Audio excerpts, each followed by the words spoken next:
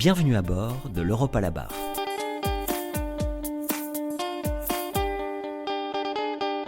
En 2023, la délégation des barreaux de France à Bruxelles fête son 40e anniversaire. À cette occasion, la DBF et Lefebvre Dalloz s'associent pour vous proposer un podcast qui donne la parole aux avocates, avocats et experts français sur les textes européens. Nous souhaitons, grâce à ces partages d'expériences, apporter un éclairage nouveau et concret sur le droit de l'Union européenne. Animé par Hélène Biet, directrice des affaires publiques de la DBF, ce premier épisode de l'Europe à la barre a vocation à présenter les différentes instances de représentation de la profession d'avocat au niveau européen.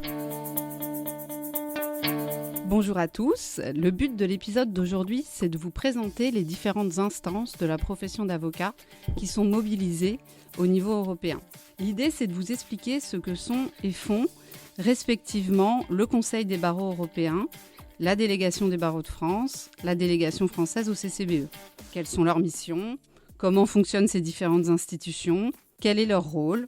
Et pour répondre à ces questions aujourd'hui, en ligne depuis Grenoble, Michel Bénichou, ancien président du Conseil des barreaux européens et membre de la délégation française au CCBE.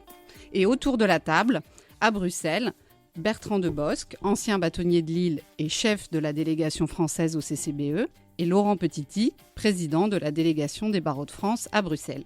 Bienvenue à vous trois. Alors tout d'abord, un premier tour de questions pour bien comprendre qui fait quoi. Commençons par vous, Michel Bénichou. Pourriez-vous en quelques phrases présenter ce qu'est le Conseil des barreaux européens ? Le Conseil des barreaux européens est l'instance représentative des avocats au niveau européen et particulièrement au niveau des institutions européennes. Je dirais qu'il a trois objectifs. Premièrement, regrouper les avocats. Et effectivement, de Chypre à Helsinki, pratiquement tout le continent européen est présent au sein du Conseil des barreaux européens. Bien sûr, tous les avocats de l'Union européenne, mais également de l'espace économique européen, des avocats des barreaux qui sont associés parce qu'ils demandent l'entrée dans l'Union européenne au niveau de leur pays, par exemple la Turquie ou la Serbie, des barreaux qui sont observateurs, et c'est aussi varié que Andorre, Saint-Marin, l'Albanie ou la Fédération des barreaux de Russie. Donc d'abord, regrouper les avocats pour leur permettre d'échanger, de travailler ensemble, d'imaginer le futur ensemble. Ensuite, le CCBE doit être l'interlocuteur des institutions européennes. Donc un travail permanent, j'allais dire de lobbying, puisque ce terme n'est absolument pas injurieux à Bruxelles. Il s'agit d'influencer les textes, soit au profit de la profession d'avocat, en faisant valoir des analyses, des critiques, des suggestions, soit au profit des citoyens sur un certain nombre de textes. Donc travailler avec les institutions européennes. Et enfin, aider les avocats. Aider les avocats, c'est d'abord aider les avocats en danger. Le Conseil des barreaux européens envoie chaque année des dizaines de lettres à des chefs de gouvernement, à des présidents, pour signaler tel ou tel avocat qui est en danger, qui est menacé, qui est humilié dans son pays, parfois emprisonné et malheureusement souvent assassiné.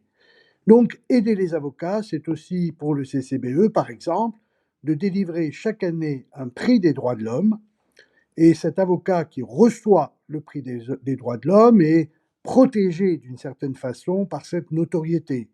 Nous avons délivré des prix des droits de l'homme à des avocats turcs, à des avocats chinois, à des avocats biélorusses ou russes, et cette année a été délivré le prix des droits de l'homme au barreau ukrainien et à une avocate ukrainienne. Donc ce sont des actions concrètes d'intervention du CCBE auprès des autorités pour défendre les avocats.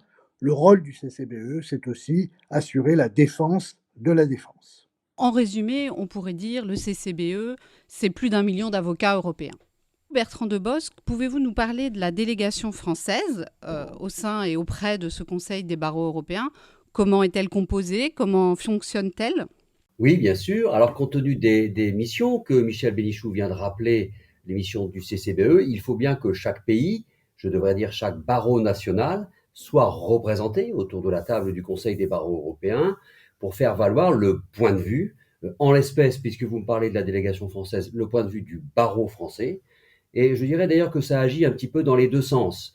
Le barreau français tient bien sûr à ses valeurs, à son mode de fonctionnement, tient à être représenté comme il se doit à Bruxelles à travers le CCBE auprès des institutions européennes. Et donc, la délégation française au Conseil des barreaux européens représente, et quand il le faut, défend les positions du barreau français autour de la table du CCBE. Et puis, ça marche dans l'autre sens, puisqu'il y a des évolutions qui viennent de Bruxelles, qui viennent du Conseil des barreaux européens ou des institutions européennes, dont notre barreau, dont chaque barreau dans l'espace européen doit bien évidemment s'inspirer, puisque dans certains cas, les textes communautaires, règlements ou directives priment sur les textes nationaux. Eh bien, le rôle de la délégation française, c'est aussi bien sûr de faire passer auprès de son barreau, du barreau français, un certain nombre de ces nouveautés qu'il faudra bien traduire en réglementation nouvelle, par exemple sur le terrain de la déontologie au sein du barreau français. Alors nous sommes 6 avocats à être désignés annuellement d'ailleurs, mais on peut être renouvelé, 6 avocats. 2 avocats sont désignés par le barreau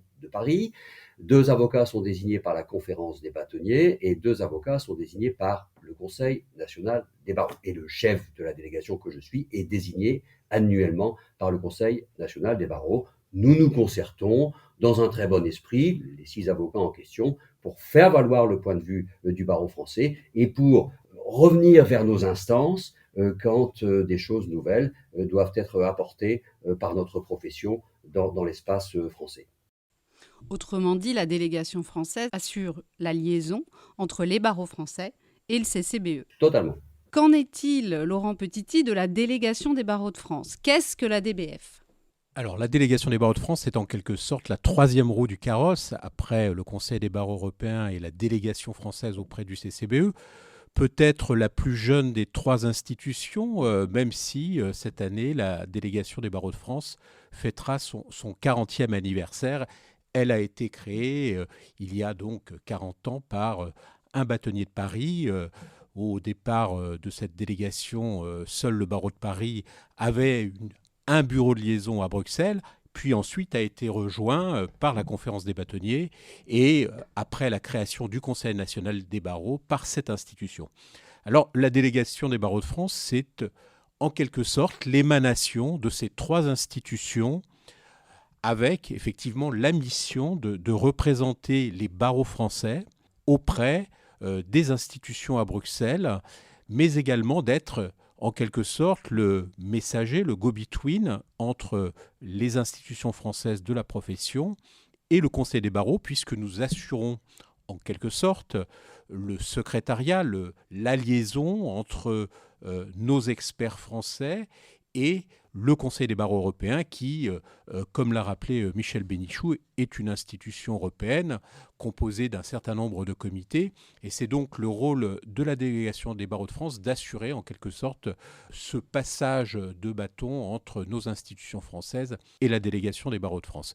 La délégation des barreaux de France a en son sein un certain nombre de jeunes juristes et avocats qui sont au service de nos institutions et qui, à Bruxelles, préparent les dossiers qui seront ensuite effectivement examinés par les experts et par les membres de la délégation française auprès du CCBE, a aussi ce rôle effectivement d'information, un rôle important aussi de publication et aussi un rôle, comme je le disais tout à l'heure, d'aide aux experts français qui travaillent dans les différents comités du Conseil des barreaux européens. En bref, la DBF, c'est le bureau permanent de représentation à Bruxelles du barreau de Paris, de la conférence des bâtonniers et du Conseil national des barreaux. Alors après ce premier tour de table, rentrons dans le détail. Michel Bénichou, comment s'organisent les travaux du CCBE entre le niveau technique, des comités et groupes de travail thématiques d'une part, et le niveau politique, des comités permanents et sessions plénières d'autre part? D'abord, le Conseil des barreaux européens, c'est une machine assez lourde. Assez lourde parce qu'il y a une administration qui n'est pas pléthorique, mais qui est présente. Et cette administration travaille directement avec des comités. Chacun des comités est composé d'un certain nombre d'experts. Chaque barreau national peut envoyer un expert c'est-à-dire un spécialiste de la question qui sera traitée dans ce comité.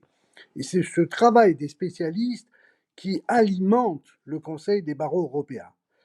Les thèmes sont extrêmement variés. Il y a beaucoup de comités et parfois il se crée en plus des groupes de travail lorsqu'il y a un problème spécifique qu'il faut traiter en urgence. Alors, il y a des comités qui se chargent de sujets techniques, le droit pénal, le droit de la famille, le droit des sociétés. Il y a des comités qui se chargent du dialogue avec les juges, le dialogue avec les tribunaux de l'Union européenne ou avec la Cour européenne des droits de l'homme. Et puis, il y a des comités qui sont particulièrement chargés des problèmes des avocats, la formation, les services juridiques internationaux et la déontologie, qui est un comité fondamental que préside Bertrand de Bosc. Et donc, enfin, il y a des comités que je qualifierais de sociétaux, le comité des droits de l'homme ou bien le comité migration. Chaque fois, il y a un président et quelquefois un vice-président et leur rôle est fondamental. Tout cela permet de faire un travail d'analyse, un travail de rapport, un travail d'examen des textes et donc de faire des critiques parfois concernant la réglementation européenne ou le projet de réglementation européenne et surtout de faire des propositions. Un comité comme le futur des avocats est là essentiellement pour tracer des perspectives. Un comité comme les nouvelles technologies est là essentiellement pour nous aider à voir clair, justement, dans l'utilisation par la profession d'avocat des nouvelles technologies. Et puis, tous ces comités vont effectuer des rapports et tout cela va remonter au niveau politique. Et au niveau politique, il y a 3 instances. D'abord, la présidence, qui est composée de 4 personnes. Lorsque j'étais président, c'était un vice-président écossais, un autre tchèque et un troisième qui était irlandais. Aujourd'hui, le président est grec, le premier vice-président suisse, le deuxième vice-président est français, c'est notre ami Thierry Vickers, et enfin, le troisième vice-président est slovène. Le rôle de la présidence, c'est une plaque tournante. Elle va examiner tous les rapports des comités et va décider de l'ordre du jour des comités permanents. Dans les comités permanents sont représentés les chefs de délégation, pour la France, Bertrand de Bosc, les délégués à l'information, pour la France, la délégation des barreaux de France, et un certain nombre de décisions vont être prises sur les propositions de la présidence, mais également des comités. Et c'est là le rôle fondamental des comités qui alimentent ce comité permanent qui est un organe politique. Enfin, 2 fois par an, c'est la grande messe, c'est ce qu'on appelle la session plénière. Toutes les délégations sont réunies autour de la présidence et ce sont les sujets les plus fondamentaux qui sont abordés. Par exemple, le budget du CCBE, qui n'est pas suffisamment important par rapport aux tâches qu'il exerce et au travail qu'il fait. Par exemple, la question des refontes des statuts ou des questions fondamentales qui sont abordées à cette occasion par l'ensemble des délégations avec des votes. Et ces votes, effectivement, démontrent la vitalité démocratique du Conseil des barreaux européens. Donc le cœur battant du CCBE, c'est cette trentaine de comités et groupes de travail, parmi lesquels un comité important, le comité déontologie que vous présidez, Bertrand de Bosc. Est-ce que vous pourriez nous préciser comment fonctionne concrètement un comité, mais aussi nous décrire les sujets sur lesquels votre comité travaille actuellement ? D'accord, bien sûr, avec plaisir. Alors un comité, comme le comité déontologie, comme tous les comités du Conseil des barreaux européens, travaille avec autour de la table un certain nombre d'experts qui représentent peut-être pas toutes les délégations nationales, mais un grand nombre de délégations nationales qui font ainsi valoir leur point de vue à travers ces experts qui s'expriment autour de la table des réunions du comité déontologie. Je dirais, s'il faut résumer les choses, et je sais qu'on n'a pas beaucoup de temps, Madame Biais, que le comité déontologie travaille dans 2 directions principalement. La première direction, c'est de défendre la profession d'avocat, ses valeurs, sa déontologie. Vous savez que dans la Commission européenne ou au Parlement européen, la tentation est grande de vouloir considérer que la déontologie des avocats, que l'indépendance des avocats, que le secret professionnel, eh bien tout ça c'est du corporatisme, c'est fait pour se protéger les uns les autres, d'enquête, de choses diverses ou pour protéger nos clients.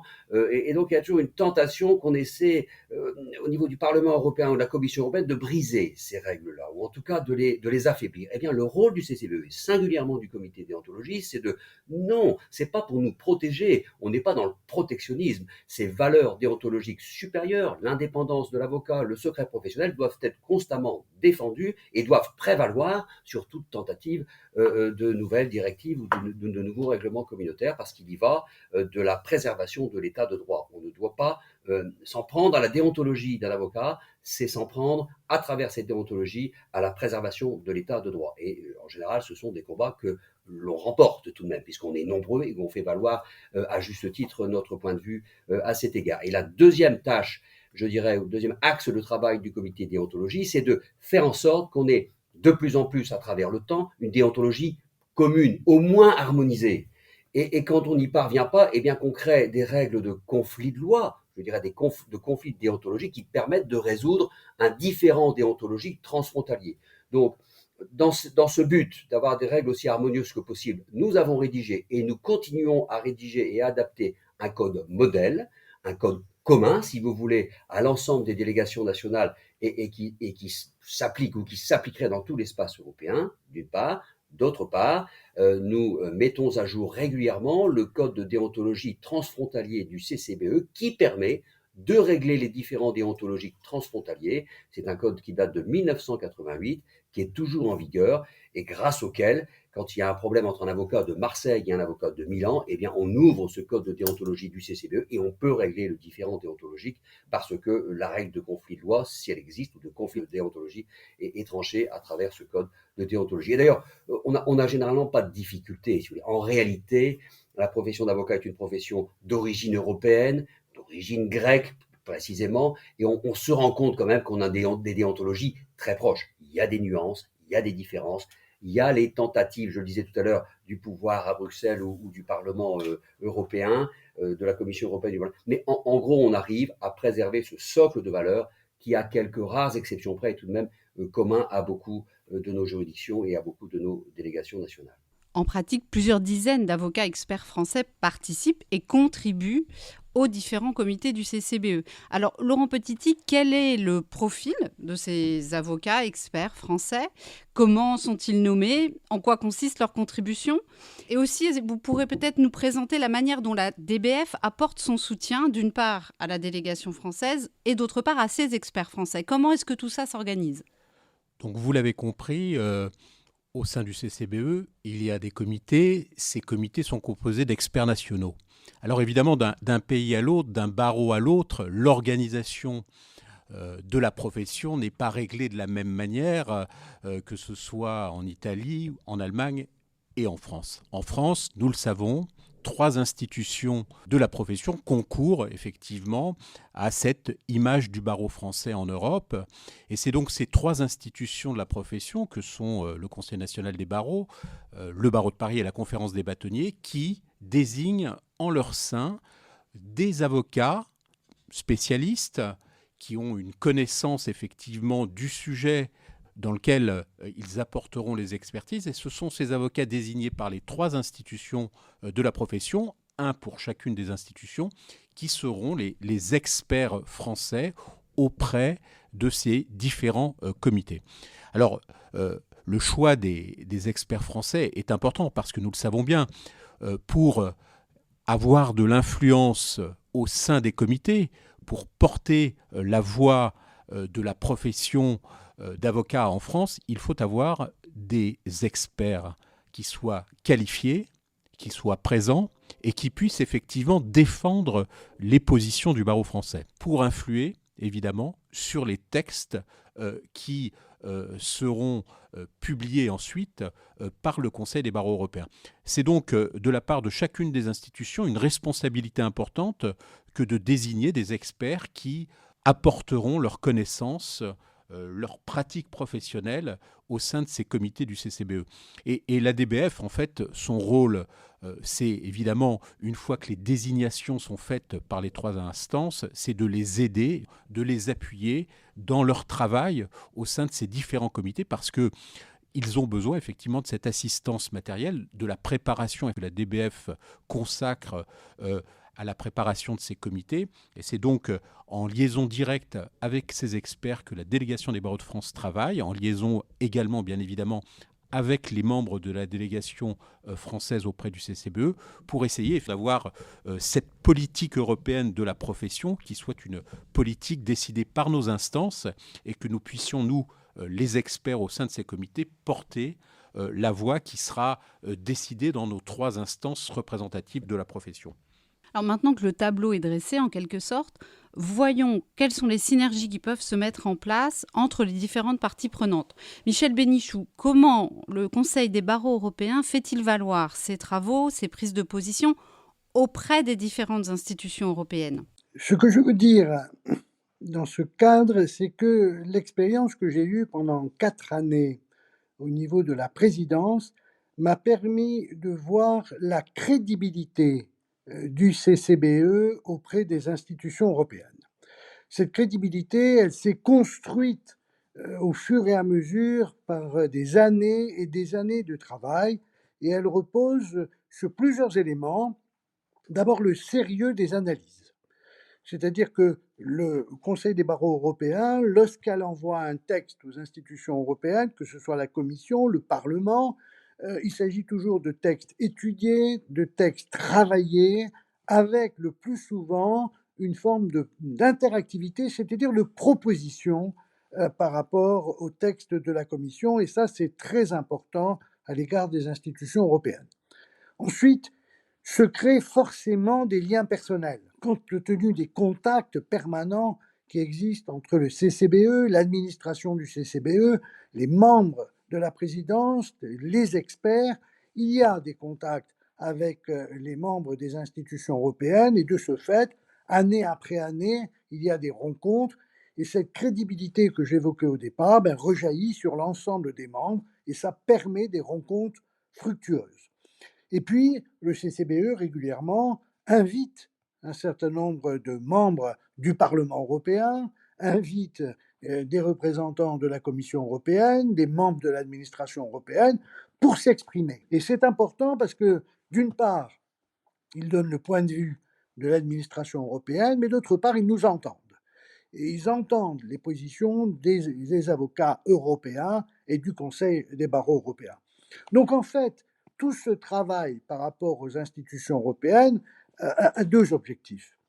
Premièrement, présenter une profession d'avocat qui est nécessairement force de proposition, force de défense également, et qui permet d'améliorer les textes européens. C'est l'objectif.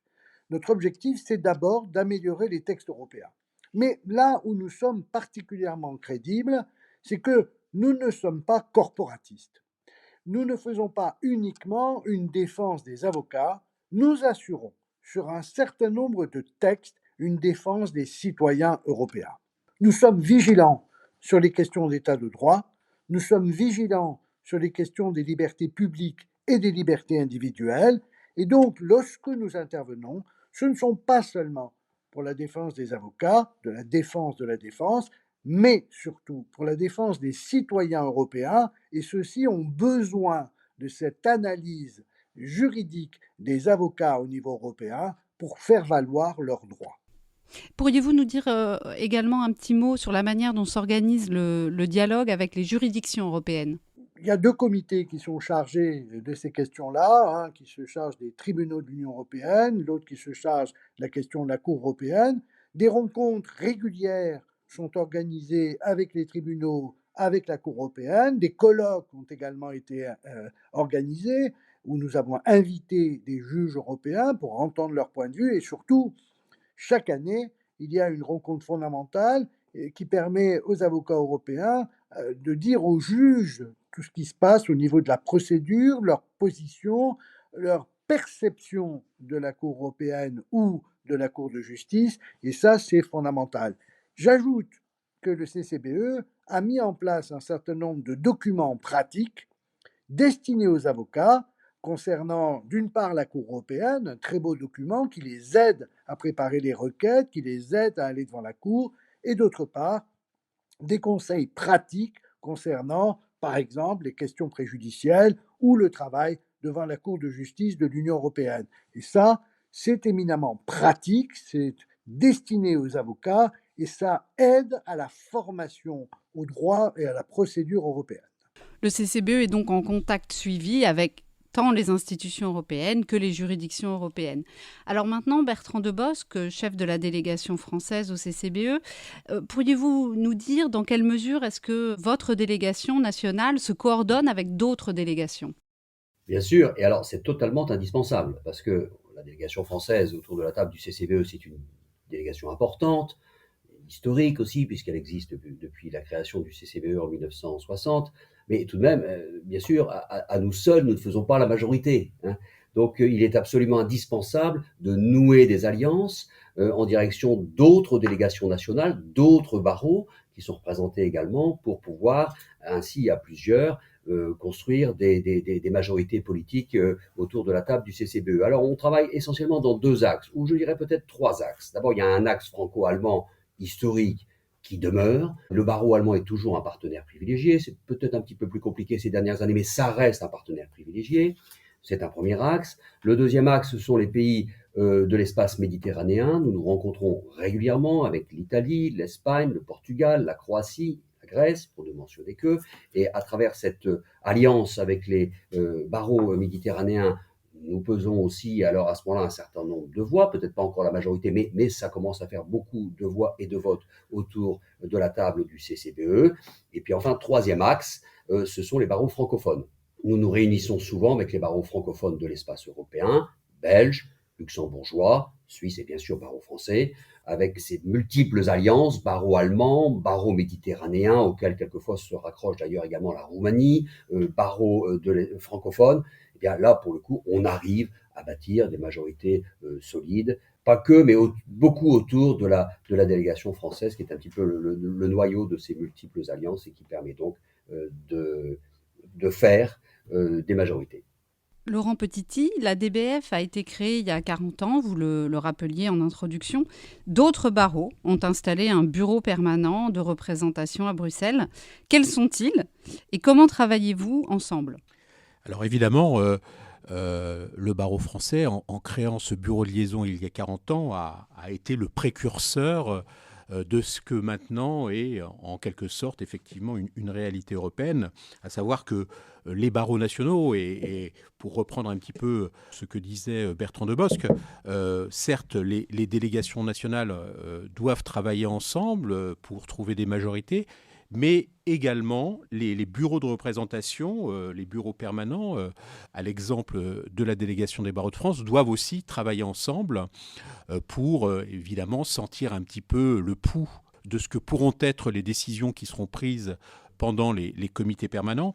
Et c'est la raison pour laquelle nous entretenons des liens forts avec les différents barreaux nationaux qui ont une représentation à Bruxelles, les plus importantes étant l'Allemagne, l'Espagne, l'Italie, l'Autriche, la République tchèque et bien évidemment la Belgique et le Luxembourg qui, elles aussi, effectivement, sont représentées à Bruxelles. Et il est très important d'avoir ces contacts réguliers parce que évidemment, ces délégations, et à travers ces délégations, les barreaux nationaux ont évidemment des relations avec leur ministère de la Justice.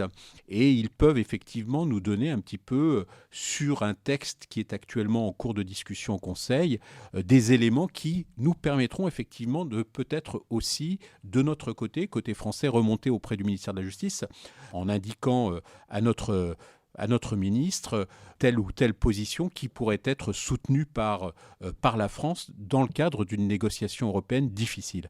C'est donc évidemment ce réseau des bureaux de liaison, des bureaux de représentation qu'il faut concrétiser, qu'il faut essayer de renforcer, parce que c'est à travers cette coordination que nous serons beaucoup plus forts dans le cadre de l'examen et des votes des décisions qui viendront au comité permanent, puis ensuite à la plénière du Conseil des barreaux européens.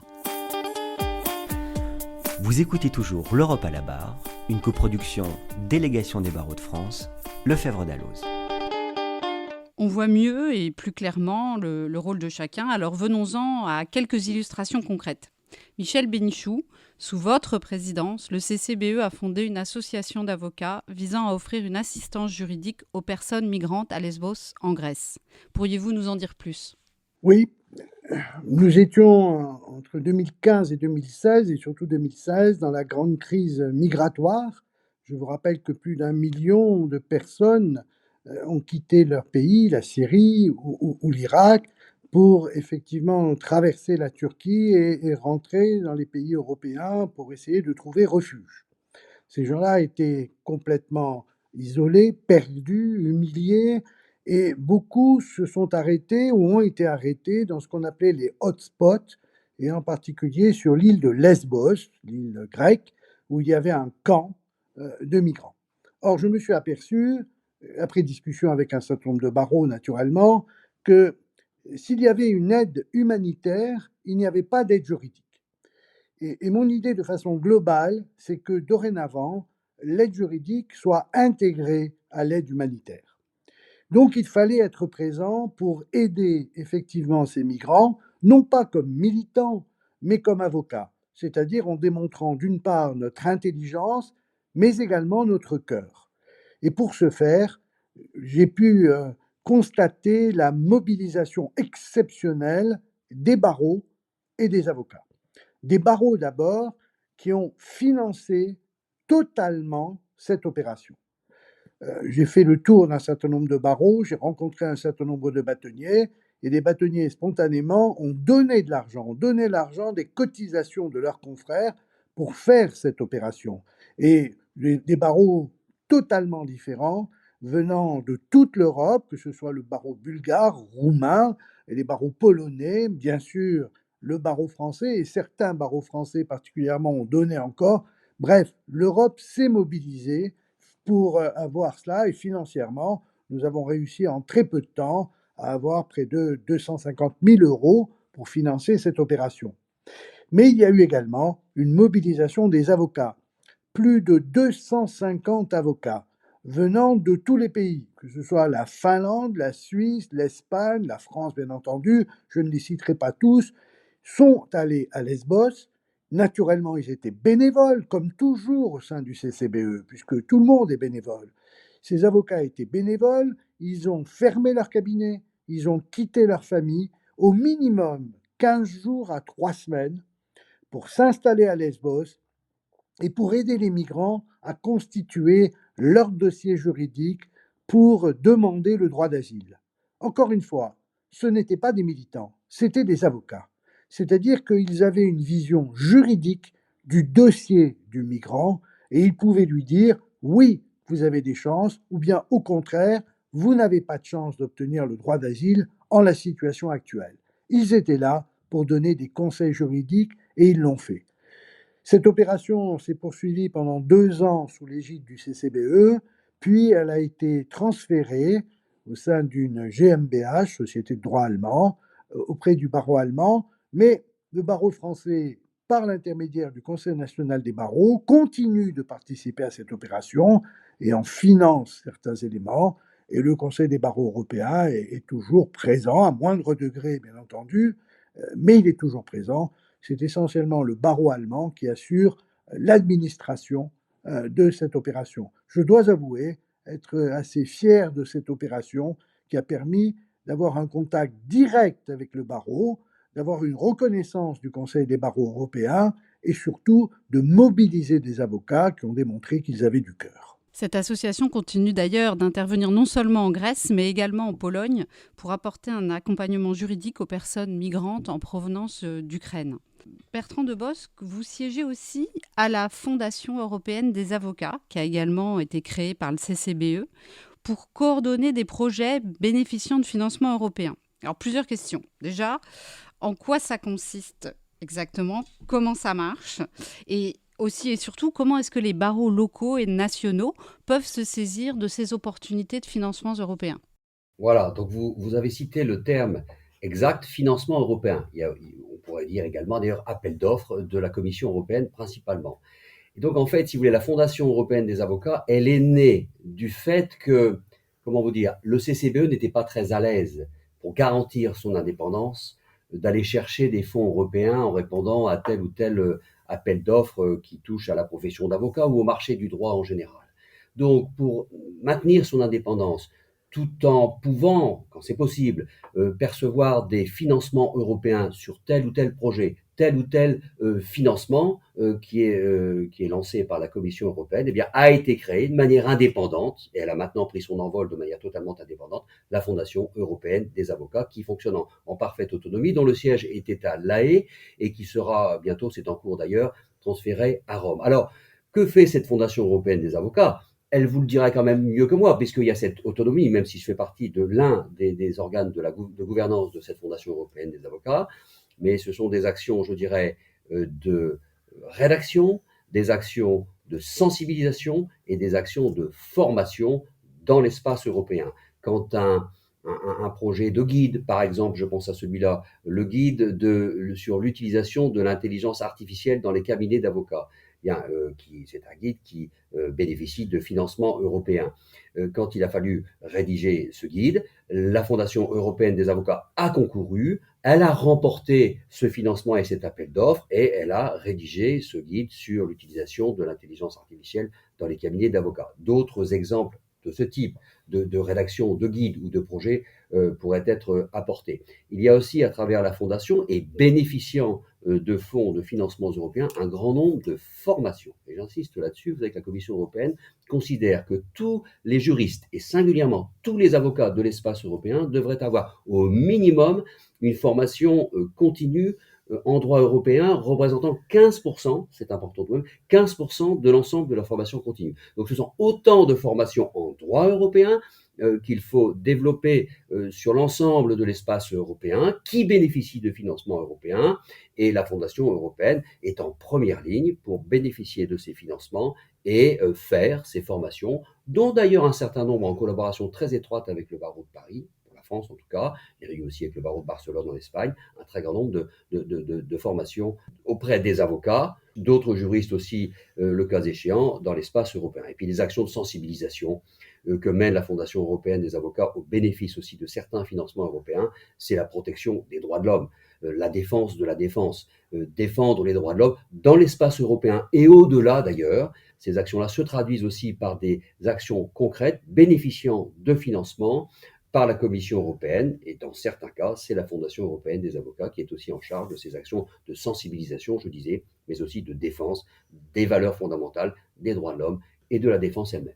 Toujours pour illustrer et donner des exemples concrets d'action, la DBF se mobilise entre autres pour valoriser le nouveau droit de visite du bâtonnier dans les lieux de privation de liberté comme une bonne pratique qui pourrait avoir vocation à être dupliquée dans les autres États membres.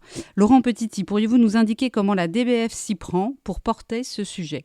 Alors, notre profession ne manque pas d'idées. Et parmi ces idées, la dernière en date, c'est effectivement ce droit de visite du bâtonnier et de ses délégués dans les lieux de privation de liberté. Et c'est une idée vraiment formidable qui commence d'ailleurs à entrer en pratique dans les barreaux. Un certain nombre de visites ont été effectuées par les bâtonniers, que ce soit en province ou à Paris. Et tout le monde a considéré que c'était véritablement utile. Tout le monde a aussi considéré que pourquoi n'avons-nous pas eu cette idée il y a longtemps, parce qu'en fait, on s'aperçoit qu'il est tout à fait important pour nous d'aller voir comment cela se passe, que ce soit dans les commissariats, dans les établissements pénitentiaires ou dans les prisons. Et en parlant avec mes homologues, j'ai constaté que dans aucun pays, ce système, cette idée qu'ont eu les avocats français n'existe. Évidemment, on peut se dire, mais pourquoi d'autres que nous n'ont pas eu cette idée formidable de ce droit de visite dans les lieux de privation de liberté. Et c'est la raison pour laquelle la profession en France s'est dit, mais voilà, s'il y a bien une idée forte à exporter dans d'autres pays, dans d'autres barreaux, c'est ce droit de visite du bâtonnier ou de ses délégués. Et donc, la délégation des barreaux de France souhaite évidemment aider effectivement avec le concours de nos experts, que ce soit à la conférence au CNB ou au barreau de Paris, où nous avons effectivement des personnes, des avocats qui connaissent, qui savent évidemment exercer ce droit de visite, et donc de pouvoir l'exporter ailleurs et de pouvoir dire à nos homologues, eh bien c'est une idée, c'est une bonne pratique que vous devriez effectivement essayer effectivement de promouvoir dans vos différents États. Non seulement d'ailleurs les États de l'Union européenne, mais aussi les États du Conseil de l'Europe, parce qu'on le voit bien, dans certains pays du Conseil de l'Europe, ce droit de visite serait véritablement une avancée majeure pour les avocats, alors même que nous savons que dans certains lieux de privation de liberté, tout reste à faire, car les garanties qui sont accordées aux détenus, aux personnes privées de liberté, sont beaucoup moindres que celles que nous connaissons dans certains de nos pays occidentaux. Et donc, l'ADBF a évidemment le souhait effectivement de concourir. Alors, ce sera par l'intermédiaire du commissaire européen à la justice, mais aussi par l'intermédiaire du Conseil de l'Europe, à essayer effectivement de mettre en œuvre un droit de visite européen dans les lieux de privation de liberté. Et je crois que ce serait au bénéfice de tous les barreaux et de tous les avocats que de voir concrétiser ce droit européen de contrôle des lieux de privation de liberté. Maintenant, sur une note peut-être un peu plus personnelle, j'aimerais savoir de quelle réussite, dans vos fonctions au niveau européen, vous êtes le plus fier. Michel Bénichou. Alors d'abord, il faut savoir qu'une présidence ne dure qu'une année. Donc, il faut agir assez rapidement si on veut essayer d'impulser des projets. Bien sûr, on est vice-président pendant 3 années, mais on travaille sous la tutelle, si je puis dire, d'un président, bien que ce soit le plus souvent en harmonie. Pour ma part, je dirais d'abord que je suis fier de l'opération d'aide aux migrants de Lesbos, que j'ai expliqué tout à l'heure, parce que c'était véritablement une opération humanitaire et juridique à laquelle je tenais. En second lieu, j'avais organisé, grâce au soutien du comité, de plusieurs comités qui se sont mobilisés, mais également de barreaux nationaux, un colloque à Paris qui concernait le futur des avocats et notamment le futur technologique, qui a eu un certain succès, qui nous a permis d'aborder des questions d'intelligence artificielle, de nouvelles technologies, mais aussi de déontologie face aux plateformes numériques qui se créaient et face, encore une fois, à ce développement d'intelligence artificielle, car le cœur de la profession, Bertrand de Bosc l'a dit, c'est la déontologie. Il faut impérativement conserver, défendre, promouvoir cette déontologie. Le colloque a eu du succès, il a donné lieu à un e-book qui a été diffusé, peut-être pas suffisamment, mais j'avais espéré que ce colloque soit pérennisé, que chaque année on puisse avoir un colloque de ce type avec des démonstrations des logiciels, des nouvelles technologies qui concernent la profession d'avocat. Malheureusement, ça n'a pas été le cas. Et enfin, pour terminer, j'évoquerai des réformes qui se voient moins, la création de comités, des embauches supplémentaires pour aider les comités, et c'est ça qui permet, encore une fois, le fonctionnement du Conseil des barreaux européens. Et enfin, j'avais beaucoup travaillé sur justement ce qu'a exposé tout à l'heure Bertrand, c'est-à-dire la Fondation européenne des avocats, et on avait fait une réforme des statuts. Cette première réforme des statuts avait permis déjà de donner de l'autonomie et du financement à la Fondation. Et ensuite, dans un autre cadre, on avait terminé cette réforme des statuts en donnant à la Fondation l'autonomie dont elle a besoin pour se développer. Et c'est un projet que je soutiens et que la délégation française a soutenu dès le départ. Dès le départ, nous avons été favorables à cette fondation des avocats européens, ce qui n'a pas toujours été le cas de toutes les délégations. Mais on voit aujourd'hui que cette fondation est un succès et c'est une excellente chose pour la profession d'avocat. Laurent Petiti, quels succès font votre fierté ? Je suis non seulement président de la délégation des barreaux de France, mais je suis aussi expert au CCBE.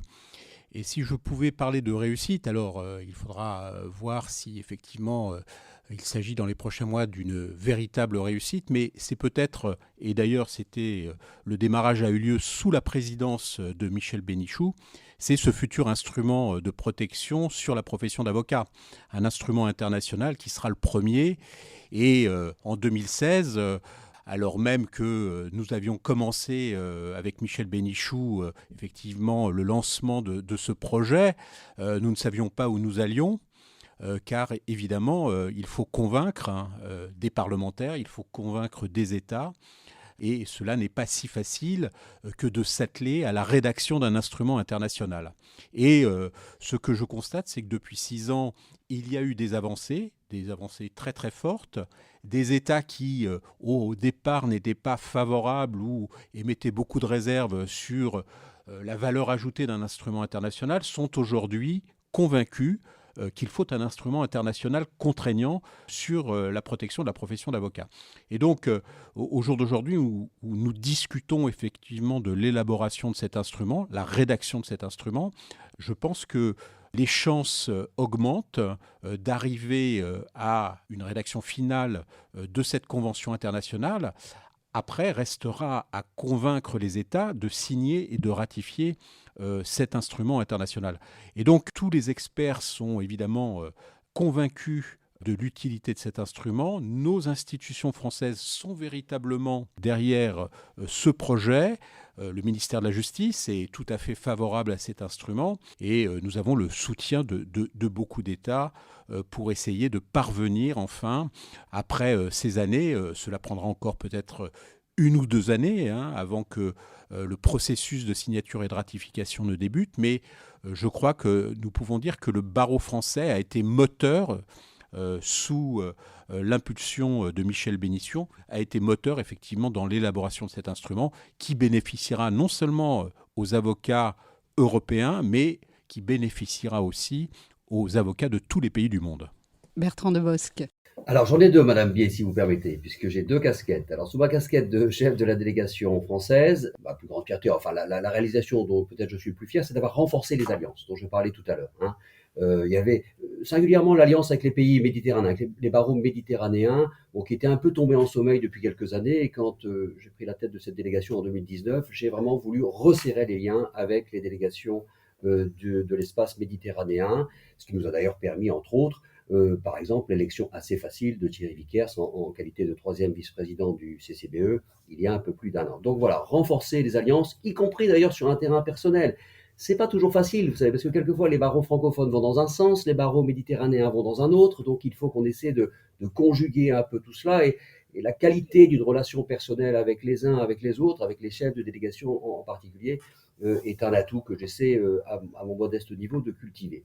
Et sous ma casquette de président du comité déontologie, je dirais que malgré tout, si vous voulez, c'est l'achèvement du code modèle. C'est un projet qui a vu le jour en 2008 et j'en ai hérité en ma qualité de président du comité déontologie pour l'achever, pour que ce projet arrive à terme et on y est parvenu. Il a été adopté, ce code modèle, définitivement au terme de l'assemblée plénière de novembre 2021. Donc, mission et contrat rempli, si je puis dire, après beaucoup de tergiversations et beaucoup de difficultés, mais le but a été atteint. On arrive à la fin de ce podcast. Alors, j'ai une dernière question pour conclure. Pourquoi, selon vous, est-il nécessaire aujourd'hui de s'intéresser plus encore aux enjeux européens ? Laurent Petitty. Alors, le leitmotiv de ma présidence, ou tout au moins depuis 4 ans, a été de développer le réflexe européen. Parce que je crois que le réflexe européen, tous les avocats doivent évidemment l'avoir, ce réflexe européen. Parce que si nous voulons nous intéresser aux enjeux européens, encore faut-il avoir ce réflexe. Et l'on s'aperçoit que ce réflexe européen, eh bien, nous en sommes encore loin du compte. Lorsque nous regardons les statistiques de la Commission sur la formation judiciaire européenne, nous le constatons, aussi bien d'ailleurs chez les avocats que chez les magistrats, le réflexe européen ne fait pas partie de notre ADN d'avocat. Moi, je crois que c'est vraiment quelque chose à transmettre aux jeunes confrères qui débutent dans la profession et qui sont d'ailleurs peut-être plus européens que nous ne l'avons été lorsque nous avons commencé à exercer. Je crois que voilà, développer ce réflexe européen nous permettra encore plus d'influer sur les enjeux européens. Bertrand Debosc. C'est bien simple, c'est la seule façon d'exister demain.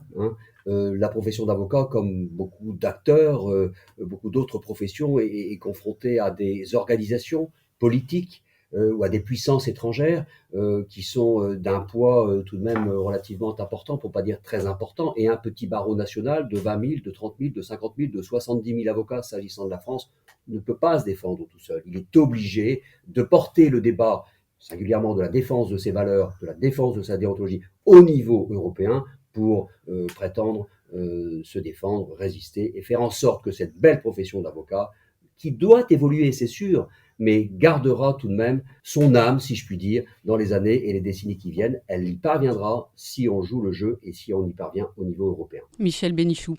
Nous assistons, et c'est heureux, au triomphe de l'Union européenne. Après le Brexit, les Anglais aujourd'hui regrettent et voudraient revenir dans l'Union européenne. Il est question d'un nouveau référendum dans les années qui viennent. Plus de 60% des Britanniques votent en disant « nous regrettons ce Brexit ». Avec la guerre et l'agression des Russes en Ukraine, on a mesuré toute l'importance de l'Union européenne. Et ça, c'est fondamental. Et quel est notre rôle maintenant ? Notre rôle, c'est de défendre, dans cette période troublée, dans cette période où il y a encore des attentats terroristes, où il y a la guerre, où il y a des lois d'urgence, où il y a un certain nombre de restrictions, eh bien notre rôle, c'est de défendre l'état de droit, les libertés privées, les libertés collectives. Et là, la profession d'avocat a un rôle essentiel, fondamental, primordial dans cette défense des libertés et de l'état de droit. Bien plus, notre rôle, c'est aussi d'accroître la place du citoyen dans cette Union européenne. Et je suis persuadé que la profession d'avocat mobilisée peut aider en faisant de nouvelles propositions concernant cette place du citoyen européen, car la seule façon de maintenir l'Union européenne, de développer l'Union européenne, d'avoir une Union européenne forte, c'est de donner aux citoyens une place de plus en plus importante dans cet ensemble qui est tout de même assez bureaucratique. Ce sera le mot de la fin. Merci à vous trois. Merci beaucoup. Merci. C'était l'Europe à la barre, un podcast de sensibilisation à la dimension européenne du droit, animé par Hélène Bier de la délégation des barreaux de France. À la prise de son, Guillaume Hérinck, au montage et à la réalisation, Laurent Monton. Rendez-vous le mois prochain pour aborder un autre pan du droit sous l'angle européen.